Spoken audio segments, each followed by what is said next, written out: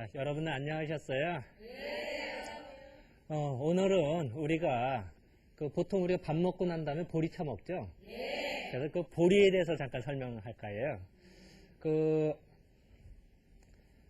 우리가 보리 하면은 참 많이 써먹어요. 보리로 엿질금 해서 먹기도 하고, 식혜 먹기도 하고, 보리밥 먹기도 하고, 또 뭐 옛날에 뭐 보릿고개 이런 얘기도 하고, 더군다나 요새는 이제 보리가 농약을 별로 안 치죠. 네, 그러다 보니까 무공해 식품으로 인식이 돼서 더 많이 소비가 좀 되는 것 같아요. 보리를 한문으로요, 이렇게 써요. 근데 이게 이제 올레자에다가 이거 오다라는 뜻이죠. 올레자. 거기다가 요거를 붙였는데, 옛날에는 보리를 가을에 심죠. 가을에 심어서 겨울을 지나 봄을 지나서 초여름에 써 그래요. 그죠? 그러다 보니까 사실 겨울에는 아무것도 안 자라요. 그런데 늦가을에 심어놓은 보리가 다음에 어김없이 나오더라는 거예요. 그래서 예전에 해마다 오지 말라 해도 또 오는구나. 그래서 이걸로 썼대요. 해마다 오는 거. 그리고 이게 발바닥 모양 같아. 이게 모양이. 이게 뭐냐면은 보리는 초봄이나 늦겨울 이럴 때 이제 보리가 웃자란다고 그러죠. 그러면 가끔 시골에서 보리 밟기 해보셨어요? 그런 거로 보리를 밟아줘야 더 잘 자라요. 그래서 이게 발바닥 모양이래, 이게 옛날에. 그러니까 해마다 오는 건데 그걸 발바닥으로 밟아주는 거. 그래서 이제 요거를 맥이다 해서 이제 보리로 우리가 쓰기 시작했대요. 근데 옛날에는 이 보리나 밀을 구분을 잘 못했대요. 그래서 어느 문헌을 보면은 이 맥이라고 하는 거를 밀맥으로 써요. 밀맥. 그러니까 우리는 지금 맥하면은 다 보리로만 알죠. 그죠? 그런데 옛날 고서에는 밀의 의미가 있어요. 밀. 그래서 이제 그거는 이제 고서를 번역하는 사람들이 그걸 이제 잘 해야 되죠. 잘못하면은 이제 엉뚱하게 번역이 되는 거죠. 그럼 옛날에는 요거를 밀로 쓰면은 보리는 뭘로 썼을까? 진짜 보리는 이게 클모자래. 클모자. 그러니까 우리가 지금도 보리하고 밀하면 보리를 대맥이라고 그러죠. 대맥. 큰 대자를 써서 대맥이라고 그러고, 밀은 소맥이라고 해요. 소맥. 우리 뭐 가끔 밀가루 보면 소맥분 이런 거 들어보셨죠? 그러니까 밀에 비해서 보리가 더 크대요. 예, 크기가. 그래서 예전에 큰 대자를 써서 대맥이다 이렇게 얘기를 했대. 그리고 요 모자는 클모자래. 클모자. 그러니까 요 모를 보리로 쓰고, 옛날에는 이 맥을 밀로 썼대요. 처음에는. 그랬다가 요거에다 이제 이걸 더해서 이제 보리 모자를 이렇게 쓰기도 하죠. 그러니까 요 맥자를 더 붙여서 그래서 쓰기도 하는데, 그래서 이제 요런 걸 왜 얘기를 하느냐? 예전 고서를 보면요, 훈몽자해라는 책이 있어요. 훈몽자해. 우리나라 최초의 국어사전이에요. 세종대왕님이 훈민정음 창제하셨죠. 그 이후에 최세진이라는 분이 우리나라 최초로 이제 훈민정음을 이용해서 국어사전을 편찬하셨어요. 그러니까 거기에 보면은 이 맥이 나오는데 거기 보면은 밀맥이로 나와요. 우리나라 최초의 국어사전에도. 그리고 우리가 먹는 모밀 있죠, 모밀. 메밀이라고 하는 거. 그거를 옛날 한문을 보면은 목맥이라고 그래, 목맥. 나무 모자 쓰고. 그래서 어떻게 보면은 목맥 이상하죠? 이게 어떻게 보면 이게 나무 모자에다가 요거 밀맥자라고 생각해봐요. 그러면은 모자와 밀자를 따면 모밀이 되겠죠. 이게 이제 옛날 이두문자예요.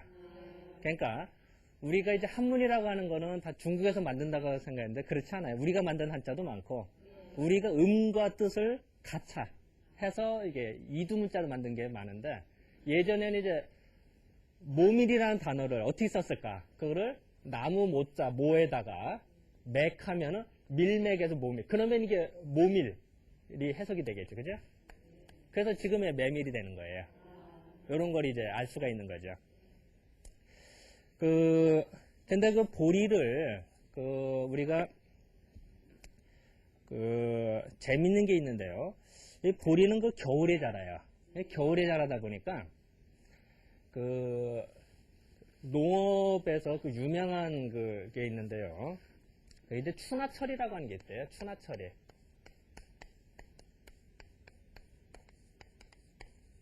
그래, 영어로는 이제, 버널라이제이션이라고 하는데요. 이거 뭐냐면은, 뭐 되게 유식한 것 같죠? 별거 아니고요. 원래 보리는 가을에 심는 거죠?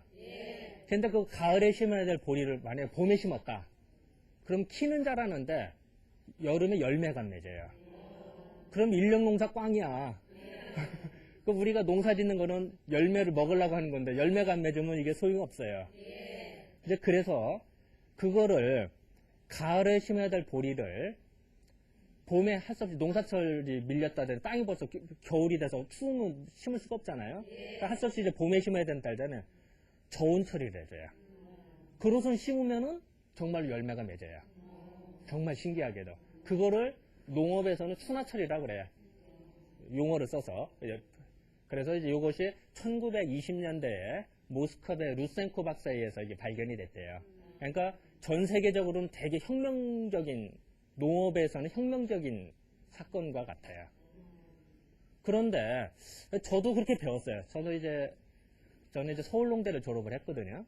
서울농대를 다니면서 그렇게 배웠고, 그렇게 교과서에도 써 있었는데, 저는 이제 공부를 하다 보니까, 우리나라에 1600년대 경북 지역에서 농가 원령이라는 책이 있어요. 이 농가 원령이라는 책을 이제 뒤져보니까 어떤 구절이 나오느냐. 이 보리를 가을에 심어야 되는데 할 수 없이 봄에 심어야 된다. 그러면은 보리를 헛광이라고 해요. 옛날 시골에 헛광에다가 물에다 넣어서 얼려서 심는다. 그래서 그거를 얼보리라고 그래요. 얼보리. 그러니까 보리를 얼려서 심는다. 얼보리. 지금도 경상도 산골이나 강원도 산골에 가면 지금도 봄에 심으면서 얼보리라고 하는 사람들이 있어요. 지금도. 이게 근데 서양은 1920년대 발견이 됐는데, 그리고 지금도 모든 농업 교과서에 그렇게 써 있어요. 근데 서양보다 무려 300년이나 앞서서 우리는 이걸 실용하고 있어요.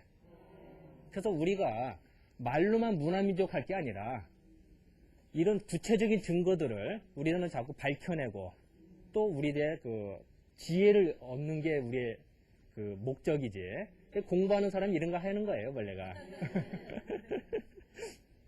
그래서 근데 왜 이렇게 추나 처리를 할 수 있었을까라고 가만히 생각해 보면요, 보리는 아까도 말씀드렸습니다만 겨울균을 먹어야 돼요. 근데 봄에 그냥 심으면은 겨울균을 안 먹은 거야. 그러니까 인위적으로 겨울균을 주는 거예요. 자, 그렇다면은 이런 걸로 통해서 보리는 따뜻할까요, 아니면 차가울까요? 성질이. 네, 차가운 성질이 있어요, 보리는. 그래서 우리가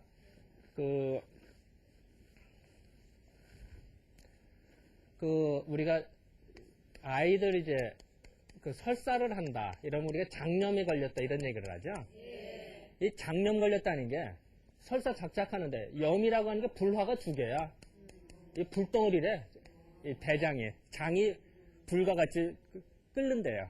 그래서 설사를 하는 거예요. 우리가 장염이라고 우리 의뢰 하잖아요. 근데 우리가 설사했을 때 뭐를 줘? 보리 쳐주죠? 그죠? 왜 그럴까? 불을 꺼야겠거든.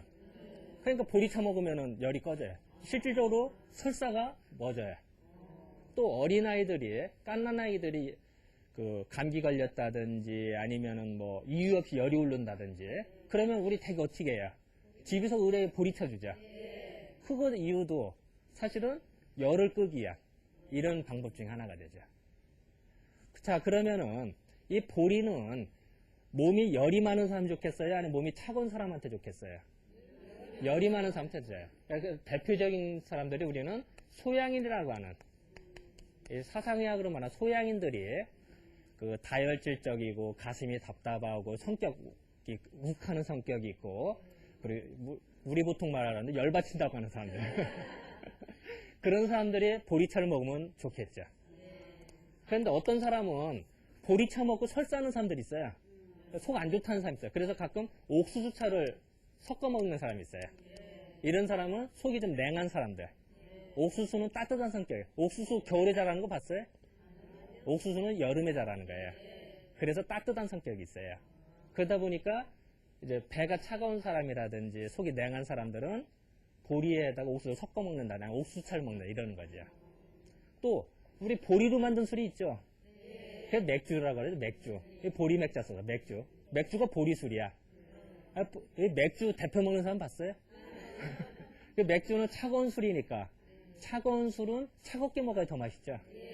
그래서 맥주는 그 냉장고에다 넣었다가 먹는 거지. 정종같이 데펴서 먹는다 이런 사람 없어요. 예. 그러면은 몸이 차가운 사람은 맥주 먹고 설사하는 사람들 있죠. 그 맥주만 먹었다면 화장실 급히 가야 되고 설사 쫙쫙하는 사람들 있어요. 그런 사람들은 속이 차가운 소음인들이 많겠죠. 소음인들은 몸이 차가우니까 상대적으로 그 맥주를 먹고선 금방 화장실 간다 이러는 게 쉽겠죠. 사실 술이라고 하는 건 좋지는 않죠. 뭐 가능한 조금 먹는 게 좋은데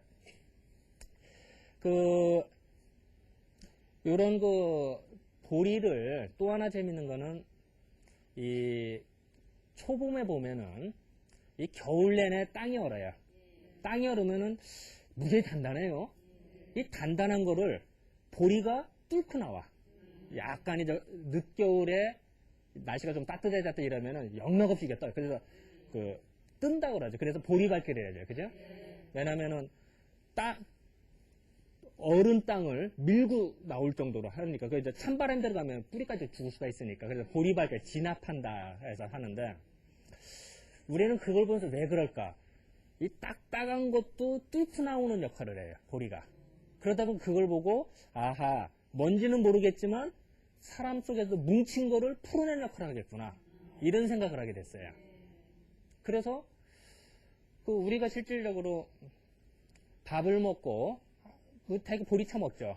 그것도 밥을 먹다 보면 또 과식할 수도 있고, 또 소화가 안 될 수도 있어요. 그거를 잘못하면 식체라고 그래, 식체. 밥 먹고 체한 걸 식체라고 그러죠. 그러니까 체했다고 그래, 식체.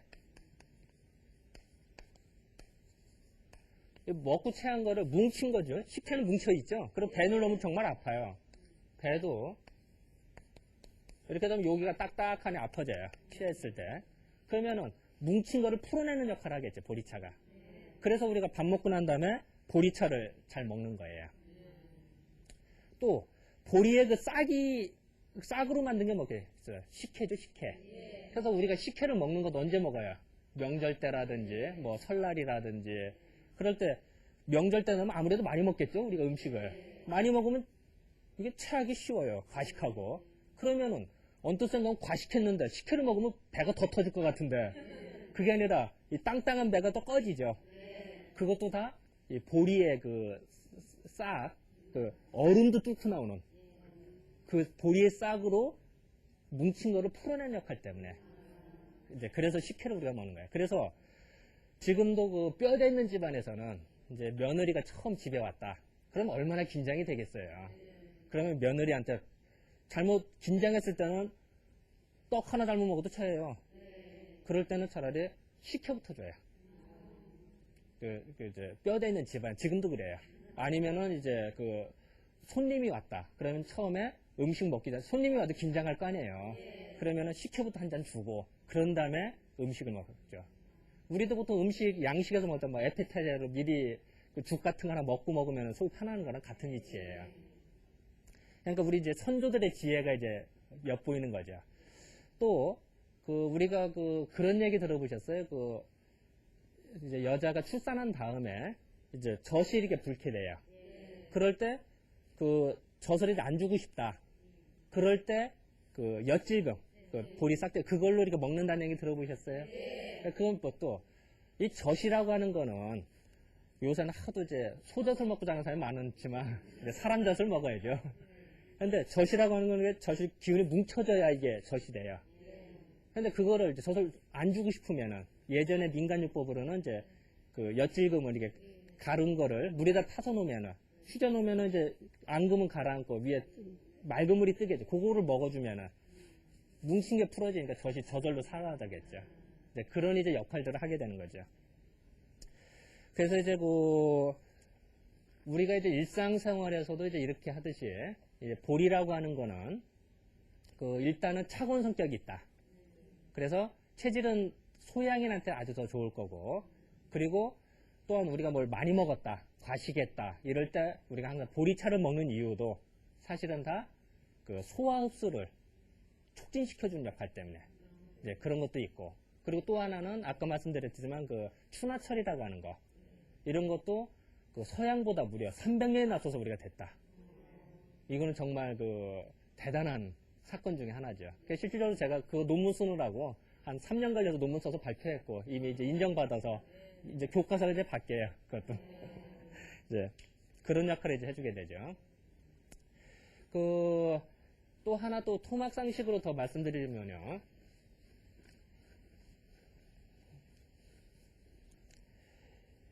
이 보리가 보면은 우리가 보리밥을 먹죠. 보리밥을 먹을 때 그냥 이게 찌면은 잘 안 익죠. 그래서 물에 한 잔 불린다든지 이러죠. 그것도 왜 그럴까? 보리가 자체 기운이 강한데 이게. 그러고선 이제 뭉친 거를 풀어주는 역할 때문에 이게 단단하게 뭉쳐있기 때문에 그래서 더 안 익는다고 생각을 해요. 그래서 그런 이치들을 생각을 해보면은 이제 외형적인 껍질의 두께가 아니라 한의학적으로 볼 때는 이 보리 자체의 기운이 이렇게 했다가 팍 퍼져나간 역할을 해주나 봐요. 그런데 이 나가는 기운이 강하다는 얘기는 껍데기 싸고 있는 기운이 또한 강해져. 스프링도 어떻게 돼요? 누르는 힘이 강해야 탁 튀죠. 그런 거랑 똑같아요. 이제 그런 식으로 요 기운이 강하기 때문에 아까 익을 때도 물이 더 오랫동안 불려야 오랫동안 불려야 이게 잘 풀릴 거 아니에요? 네, 그런 역할이랑 같은 위치죠. 그래서 어쨌든 오늘은 보리에 대해서 사실 할 얘기는 많은데 시간이 없고 그래서 오늘은 보리에 대해서 설명했습니다. 그래서 그거는 소양인한테 좋다. 그래서 밥 먹고 체했을 때는 아주 좋다. 이제 이렇게 이제 정리하면 될 것 같습니다. 자, 오늘은 이 정도로 할까요? 예, 감사합니다.